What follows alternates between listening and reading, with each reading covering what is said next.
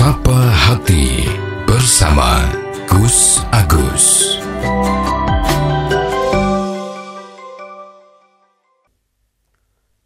Assalamualaikum warahmatullahi wabarakatuh. Alhamdulillah, bismillah, wala hawla wala quwata illa billah. Sobat Dimas di Ajeng yang berbahagia, marilah kita senantiasa tetap bersyukur pada Allah Subhanahu wa Ta'ala, yang mana atas limpahan nikmat yang Allah berikan kepada kita, khususnya adalah nikmat iman dan juga kesehatan. Alhamdulillah sampai dengan hari ini kita masih bisa berjumpa kembali.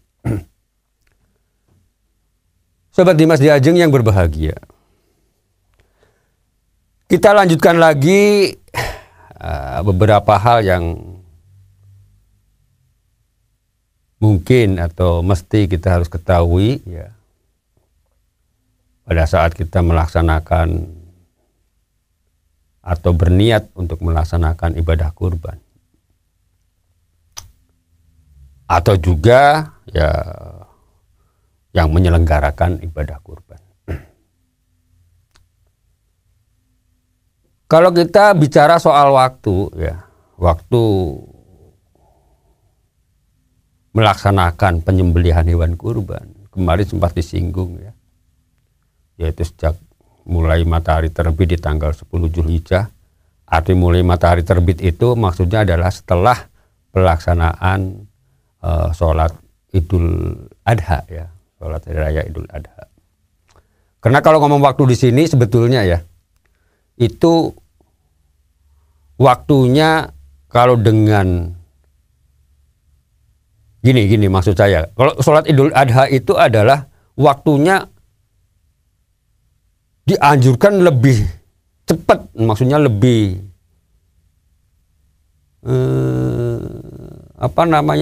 lebih maju gitu ya, daripada kalau kita melaksanakan sholat Idul Fitri. Jadi kalau sholat Idul Fitri itu kan waktu pelaksanaannya kan dimulai dari kira-kira matahari, karena ini pedomannya kan matahari ya Mas ya, pedomannya adalah matahari. Di dalam hadis-hadis kan seperti itu. Jadi pada saat matahari itu sudah setinggi 2 tumbak, itu kalau Idul Fitri. Ya. Karena untuk memberi kesempatan bagi orang-orang yang masih belum menunaikan zakat Idul Fitrah itu masih bisa menunaikan gitu. Di antaranya alasannya seperti itu ya, yang disampaikan para ulama. Kemudian kalau sholat Idul Adha itu waktunya lebih maju lagi. Ya, itu disunahkan lebih maju lagi. Artinya pada saat matahari setinggi tombak. Jadi setinggi tombak itu ya kira-kira setelah matahari terbit itu ya kurang lebihnya 1/4 jaman. Ya kurang lebih 1/4 jam. Jadi matahari itu udah naik tinggi, maksudnya naik dari mulai terbit itu, diperkirakan atau kira-kira setinggi tombak, itulah waktu sebetulnya dimulainya penyembelihan hewan kurban. Gitulah maksudnya gitu. Tapi begini ya, karena kan umumnya kalau kita sholat Idul Adha itu kan yo mesti kan melaksanakan gitu ya Mas ya, yang mampu melaksanakan. Artinya begini, biasanya kalau penyembelihan hewan kurban itu kan dilaksanakan setelah kita melaksanakan sholat Idul Adha. Nah, karena setelah sholat Idul Adha ini nanti ada proses berikutnya, yaitu penyembelihan hewan kurban, maka itu tadi ya, dengan waktunya itu dimajukan lagi, sholat Idul Adhanya itu lebih baik gitu. Walaupun sebetulnya sholat Id itu waktunya sampai dengan matahari itu bergeser ke arah barat, jadi artinya setelah waktu zawal. Sebelum waktu itu ya. Kembali ke soal tadi ya, jadi itu waktunya. Jadi waktu mulainya penyembelihan itu adalah setelah kita melaksanakan sholat Idul Adha di hari nahar atau di tanggal 10 Zulhijjah sampai dengan terbenamnya matahari di tanggal 13 Zulhijjah. Ini sesuai dengan hadis Nabi besar Muhammad SAW. Beliau bersabda ya, man dabaha qabla sholati fa inna ma yadbahu li nafsi Wa man dabbaha ba'da sholati wal khutbataini faqad atamma sukunahu wa asabu sunnatal muslimin.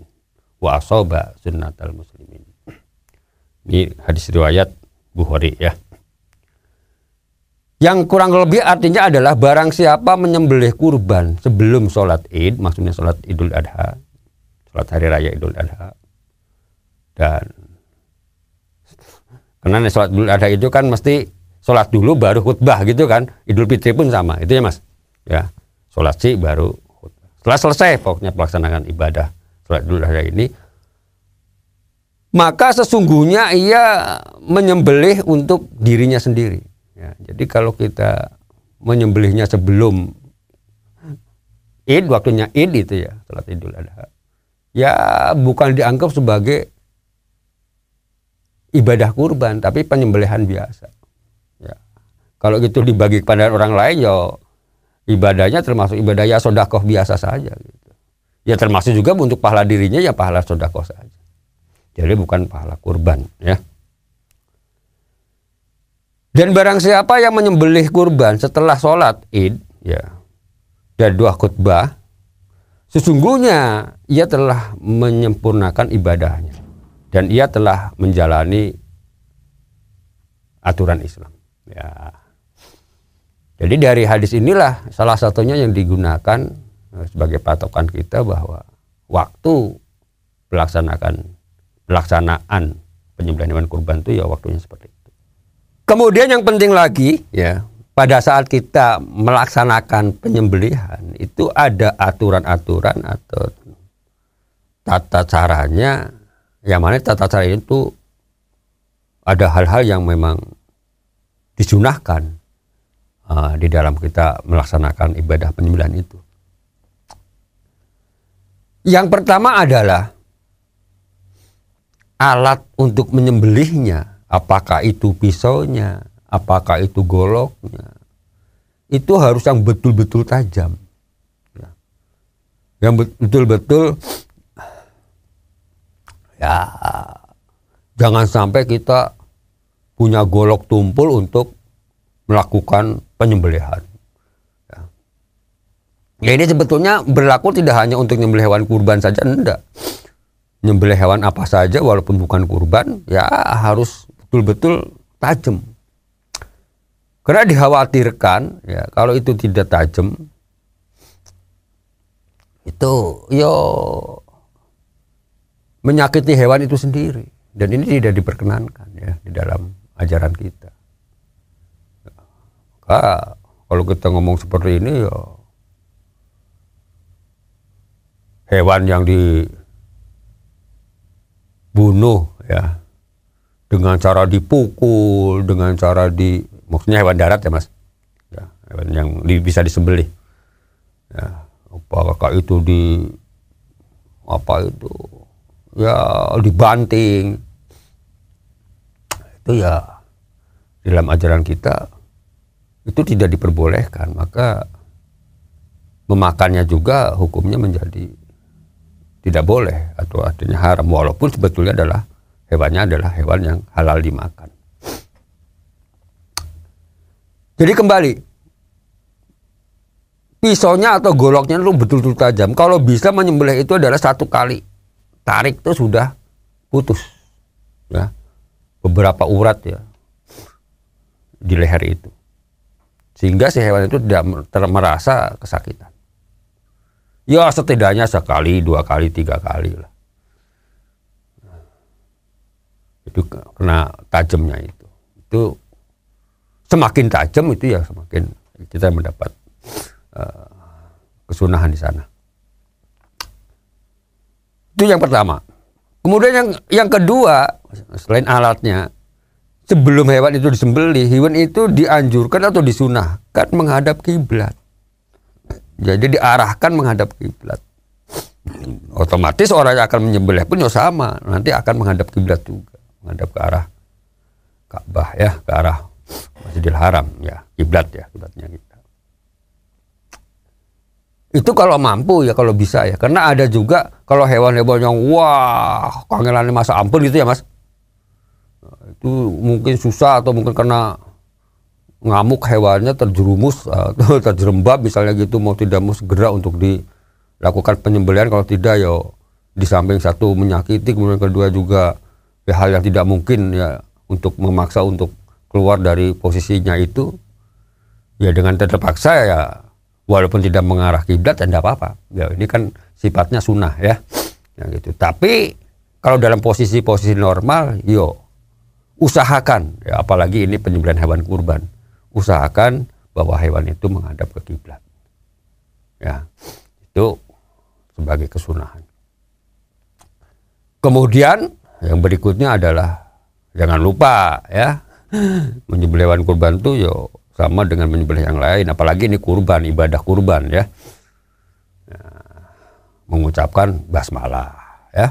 Karena kalau kita ingat bahwa di dalam ayat Quran itu kan ada firman Allah ya, kalau hewan itu disembelih bukan menyebut nama Allah, tidak menyebut nama Allah, maka dagingnya juga haram dimakan. Walaupun itu adalah hewan-hewan yang halal sebetulnya, tapi tanpa menyebut nama Allah, nama Tuhan, ya itu dilarang ya. Artinya dagingnya juga tidak bisa dimakan. Ya, artinya haram. Jadi ini penting ya. Jadi ya secara otomatis lah kalau yang namanya ibadah hewan kurban itu kan, kalau orang-orang yang apalagi di dalam kepanitiaan kurban itu ya Mas, itu kan biasanya manggil orang-orang yang memang sudah profesional gitu ya. Ya, tapi memang lebih utamanya itu sebetulnya, lebih utamanya itu orang yang berkurban itu yo dianjurkan lebih utama untuk menyembelih sendiri kalau mau, kalau mampu ya. Dan punya keberanian. Karena yang namanya menyembelih itu kan ya tidak sembarang Mas. Ya. Jadi artinya ya punya keberanian, dan artinya tuh ya di samping juga tahu caranya ya. Ya juga punya keberanian, itu yang paling penting juga gitu kan. Dan jangan lupa baca bismillah. Itu yang lebih utama, itu seperti itu. Artinya orang yang berkurban itu yang melakukan sendiri. Namun kan banyak juga orang yang ya nggak berani, lihat darah aja nggak berani ya Mas. Nah, ini kayak gitu ya enggak apa-apa, artinya diwakilkan oleh orang lain yang untuk menyembelihkannya, itu kan enggak masalah. Demikian dulu, semoga ada manfaatnya. Billahi taufiq wal hidayah. Wassalamualaikum warahmatullahi wabarakatuh. Sapa Hati bersama Gus Agus. Untuk saran dan masukan, silahkan WhatsApp ke Gus Agus 0896 8811 6615. Dipersembahkan oleh Ziman, enzim antioksidan aktif, menjaga kesehatan dan memperpanjang usia Anda.